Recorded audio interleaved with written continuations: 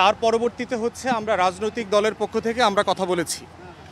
রাজনৈতিক দলের পক্ষ থেকে এবি পার্টির পক্ষ থেকে আমরা ২-৩টা জিনিস বলেছি। একটা হচ্ছে জাতিসংঘকে আমরা ধন্যবাদ দিয়েছি যে গত ১৬ বছরের ফ্যাসিবাদী আমলের সময় বাংলাদেশের জাতিসংঘের অফিস, তাদের যে আন্তর্জাতিক জেনেভা ভিত্তিক মানবাধিকার দপ্তর যেটা আছে, তারা বারবার আমাদের জনগণের পক্ষে দাঁড়িয়েছে, মানবাধিকারের পক্ষে দাঁড়িয়েছে, গণতন্ত্রের পক্ষে দাঁড়িয়েছে। সেগুলোকে আমরা সেই কাজের জন্য ধন্যবাদ দিয়েছি।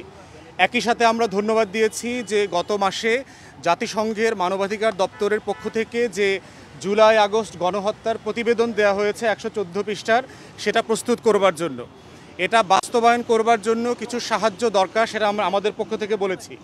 প্রথম যেটা দরকার আমরা বলেছি সেটা হচ্ছে যে জাতিসংঘের ৩টা প্রতিষ্ঠানে এখনও পতিত স্বৈরাচার শেখ পরিবারের ৩ জন আত্মীয় কাজ করছে।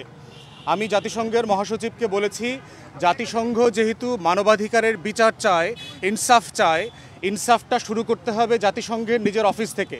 এবং এই ৩ জনের ব্যাপারে বলেছি যে বিশ্ব স্বাস্থ্য সংস্থায় শেখ হাসিনার মেয়ে কাজ করছে, ইউএনডিপিতে মানে সুশাসনের উপদেষ্টা হিসাবে ববি কাজ করছে, রেহানার ছেলে, এবং রেহানার ছেলে ববির বউ কাজ করছে আইওমেতে, মাইগ্রেশন অর্গানাইজেশন যেটা আছে সেটা ব্যাংকক বেস, সেখানে কাজ করছে।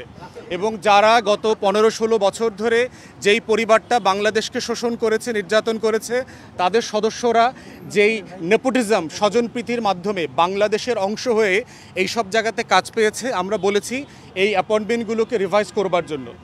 দ্বিতীয় পরামর্শ দিয়েছি সেটা হচ্ছে যে বাংলাদেশে মানবাধিকার, জাতিসংঘের মানবাধিকার কমিশনের একটা অফিস ২ থেকে ৩ বছরের জন্য অস্থায়ী মেয়াদে চালু করার সুযোগ আছে কিনা।